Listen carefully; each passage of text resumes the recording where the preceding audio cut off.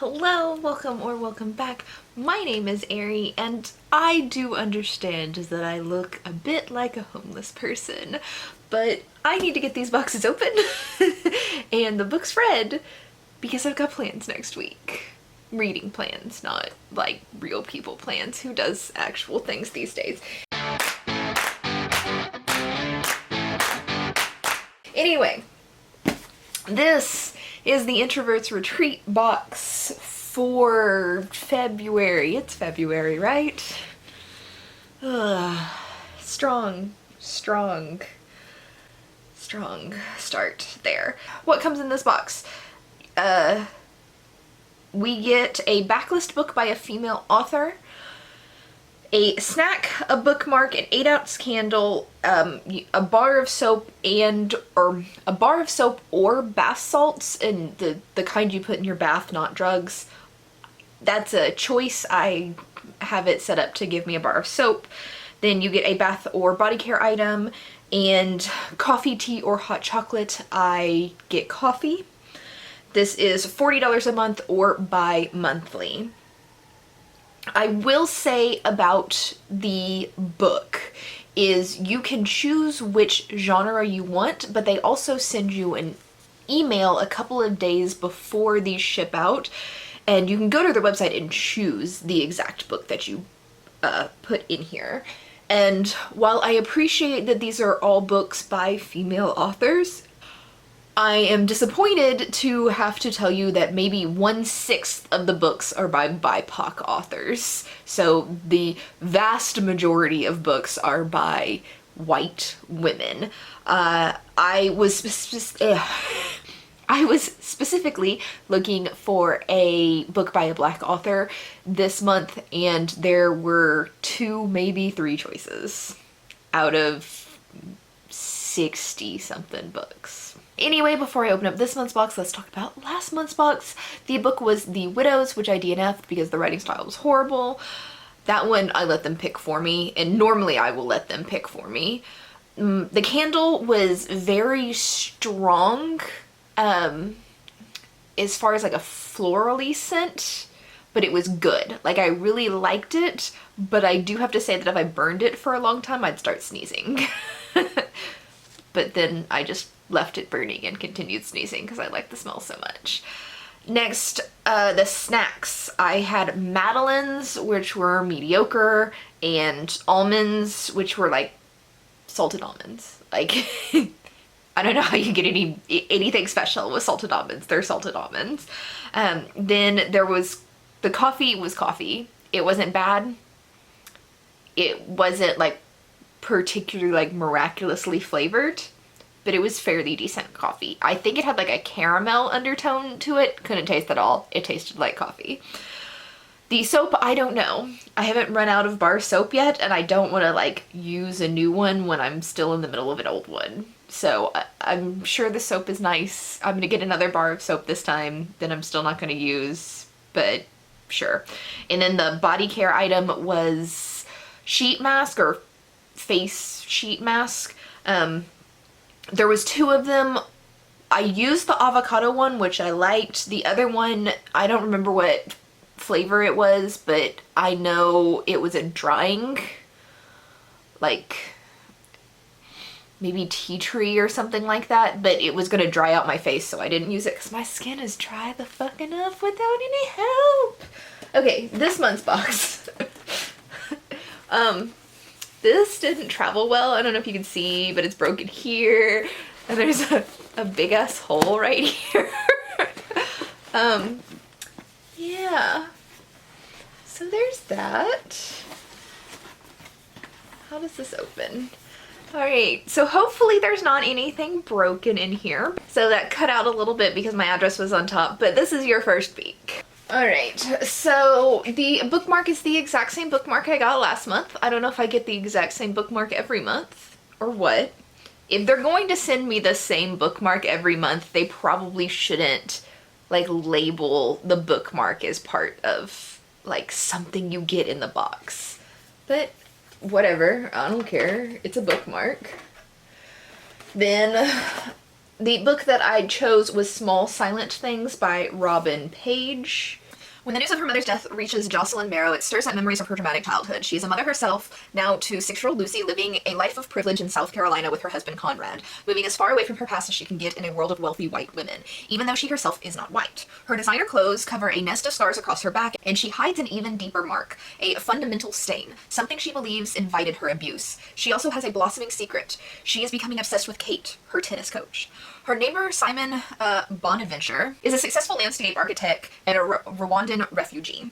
He is haunted by his past, by the wife and daughter who were taken from him in the genocide 20 years ago. The ghost of those he could not save and those that took him are never far from his thoughts. And now he has received a letter, allegedly from his daughter, grown and full of questions for a father she doesn't know. As Jocelyn and Simon begin a tentative friendship, they forge a bond out of their dark secret histories, a bond that may be their only hope of pulling back from the abyss. So it sounds dark. I don't know. I'm tentatively interested in it. I like the cover a lot though. That's a gorgeous cover. So obviously, or as always, at the end of the video, I will be talking about this book and giving you my opinion on it and what it's all about. Next up is the candle, and it says, "I'd rather just stay in bed." And it does not tell me what flavor it is. Oh, Jesus.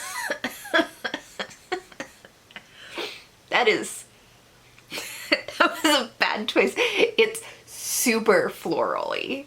Like, designer perfume floral-y kind. That's strong. Wow. I tentatively like it. I'm gonna have to burn it and see. Next I have chocolate. This is Moonlight in Vermont Dark Chocolate Peppermint Crunch. I'm not a huge fan of peppermint dark chocolate. Not my preference, but I'm gonna try it. Well, I can report that tastes like an Andes Mint. I have no other feedback other than that. If you like Andes Mints, you would like that chocolate. If you don't like Andes Mints, you're not gonna like that chocolate. Next, our coffee, and this is the El Salvador Santa Ana bold creamy mouthfeel with milk chocolate and nougat. That, I don't like that word. I don't like the word mouthfeel. I do not like. Anyway, this is a dark roast. I will report back next month and let you know what that tastes like. Next I have this, which, interesting. I have issues with this. This is a retinol face balm, and retinol is one of those products that it can fuck up your skin if you are not careful and you don't know how to use it. And this, it's just a stick. You take it here and you like rub it on your face before you go to sleep. I use retinol, so I know that this is not going to hurt my skin, but it doesn't have any ingredients on it, so it doesn't tell me how much retinol is in here. So it could either be like a very small amount or a very large amount, and that could have just started like burning really bad. Rub a thin layer on dry face before going to bed. Face may feel sticky. Not great. Retinol normally comes in like a oil kind of consistency, like a serum, and you just put it on like that. So having it in this balm means it's mixed with something to create this balm, and there's no ingredient list. And then it says, like, just to show how extreme retinol is and why this should have a warning on it, it says avoid eyes, do not use with other retinol treatments, avoid unprotected solar exposure, not recommended for use by women who are pregnant or breastfeeding. where are my ingredient lists for something like this? Like, you have to, if you're gonna put retinol, like, don't put retinol in a book box. Like, retinol is something that people should speak to a dermatologist and then seek out on their own. And if you're gonna give me retinol, you better fucking give me detailed ingredients list and I mean, it's got some warnings on it, so I'll give it that. Next up, my soap bar this month, and it's the best time to call me is... I'm not sure. Fuck off, Alexa. I didn't say her name. It says I pronounce that name, but I'm always working on how I say things and I might not have it right.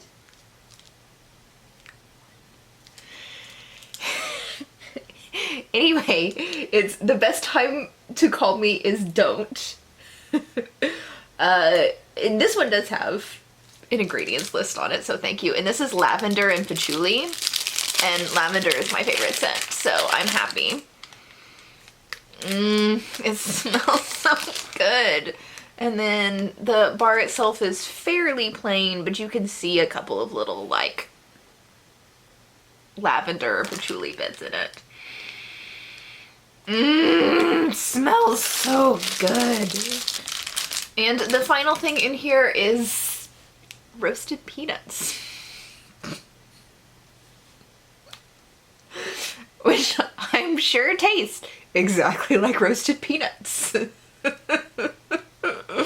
So, there you go. I'm not even gonna eat that. I don't care. What do I think? I like the candle. I like the soap. Everything else is kind of for now. A lot of this I could give you like a review on next month and like come back and be like, oh, this was a lot more worthwhile or a lot less worthwhile than what I actually have. As far as, is this $40 worth of stuff? Possibly. Handmade soap, a little bit more expensive. Handmade candle, a little bit more expensive. I would put both of those at like $10 to $15 each. Book, what, $17 usually for that size of paperback. So that's a good $30 in here, and then the rest of it should equal up to $40. So worth, I think. Even if I don't love everything, like the just intrinsic value of it is there. Retinol can either be stupid expensive or stupid cheap, but without an ingredients list, I can't tell you anything about that. Other than, I think it was a stupid thing to put in a book box. But I will be right back in just a second giving you a review of that book. Okay, so I'm really cashing in on this homeless look. Please ignore that. But for the second box in a row, I had to DNF the Introverts Retreats book. This was awful. If you are new here, you may not know, but I rarely DNF books. I think in all of 2020, I DNF'd 2 books in the whole year, and I read over 200 books.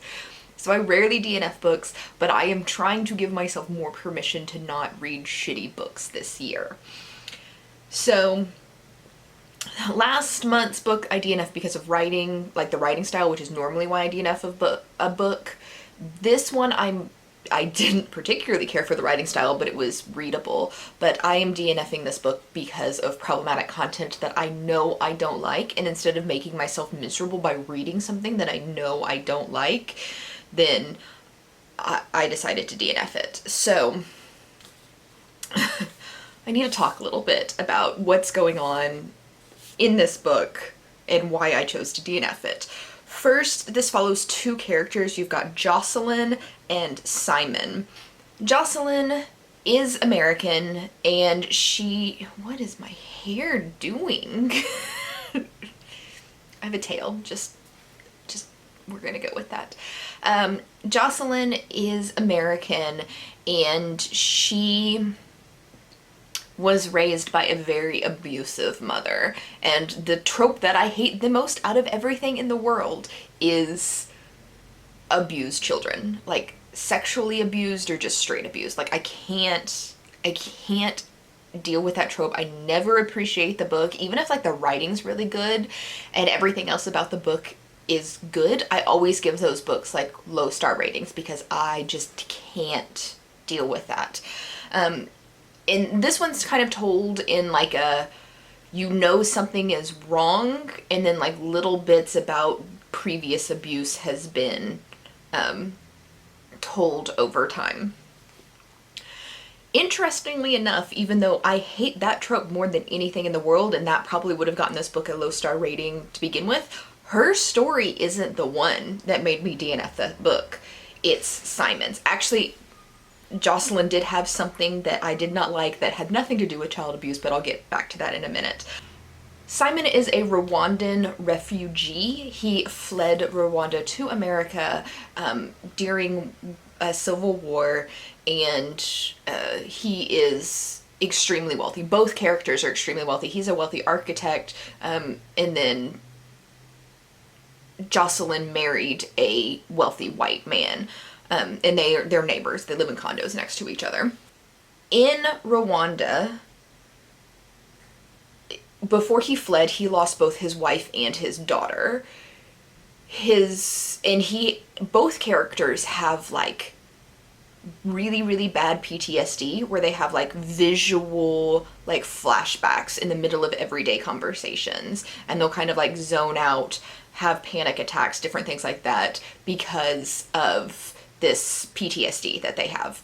It's not written on page like specifically saying the word PTSD, but that's how it seems to present itself, where both characters have had very traumatic experiences in their past lives, and they have like anxiety and visual occurrences where they're reliving past experiences. For him, his visual occurrence is really creepy. Apparently, and I learned this like literally just before I DNF'd it, so it's very early in the book, but apparently his wife was raped by what he calls the pygmy. And he sees this pygmy just like walking around his house all the time. He also sees his daughter, and sometimes like his daughter will transform into the pygmy. And the number one describing like attribute of the pygmy is his gigantic penis. And it's just icky to read about because you know that Simon's obsessed with this man's penis because the man raped his wife in front of Simon. Which, ugh, like I didn't want to read about that. But all of that is bad enough, but the thing that made me DNF the book is for some reason both of these characters deal with their trauma by over-sexualizing things. Jocelyn is married and has a daughter, but she constantly fantasizes about her tennis coach, who is a woman. And like Jocelyn she'll be having like an episode where she's having a flashback of like her and her sister being raped by one of her mother's druggy boyfriends. And then she tries to snap out of it by starting to like fantasize her tennis coach like holding her down and sexually assaulting her. And ew. Simon, the chapter that I DNF'd it, he is getting on an airplane to Boston. They live in California, I believe. And he just, it's a private plane. It's just him and the pilots and a stewardess. And the stewardess is a white woman, and he gets on the plane and just starts thanking, like on page we see his thanking where he's like talking about how she is less than him because she is an employee, and that she has to do whatever he tells her. And then he was like, I wonder if I tell her she's gonna fuck me, if she would do it. Is her customer service that good? And it's just like constantly like sexually exploiting this woman because she's in a subservient role. And while he's doing that, he's like, nah, I don't really have any interest in her. I don't fuck white women. And I get that it's supposed to be like a reverse parallel of how like white men would over-sexualize black women during slavery, even today a lot, but especially during the slavery when the women didn't have any choice if the man decided to rape them, which is kind of what it's going for in this book. But women are over-sexualized enough no matter what our skin color is.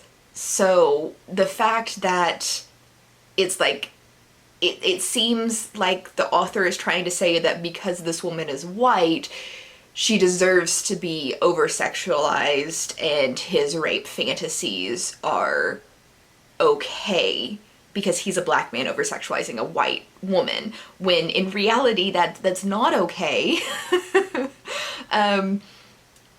No man should over-sexualize any woman. No woman should over-sexualize any man, no matter what their skin color. And it's really written really weird. And in the middle of this, like, as he's like over-sexualizing her, there's turbulence, and for some reason, like, the turbulence triggers a panic attack where he goes back to Rwanda and sees his wife being raped, and he has to decide if he's going to grab his daughter and run away and leave his wife to be raped, or if he's going to try to save his wife and potentially his daughter gets raped instead. And he obviously chooses his daughter, but ends up losing her anyway. While he's having this panic attack, the stewardess is like sitting there with him, trying to get him to breathe, to calm down, like puts his head between his legs so he doesn't hyperventilate. And the entire time it's like going back and forth between him having this panic attack and reliving the past, and trying to come out of it by like deciding if he should sexually assault the stewardess, thinking like, if I get hard, then I'm okay and I will forget these horrible things in my past. I just have to think about putting this woman in a subservient position so I can get off. And that, no, I hate it. No. But yeah, that was the chapter that I was like, I can't do this anymore. Like, I was already having problems with it, but that was just like the cherry on top of fuck no, I'm not reading this anymore. So DNF. The weird thing about all of this and all of my complaints is this is written by a black woman. Like, this is not written by a man, this is written by a woman. And I'm sure there is some sort of like, I am choosing to do all of this like extreme over-sexualized stuff for a reason. I just don't care enough to find out what the reason behind any of these choices are. They make me uncomfortable. I don't want to read this. Why am I wasting my time with a book that there's no way that I could possibly imagine that these characters could be redeemed? So I decided to DNF it. Introverts Retreat is not looking great. Like, 2 boxes in a row, the only 2 boxes I ever got, I had to DNF both books. And this was only like one of the 2 black authors that I could have potentially picked their books for.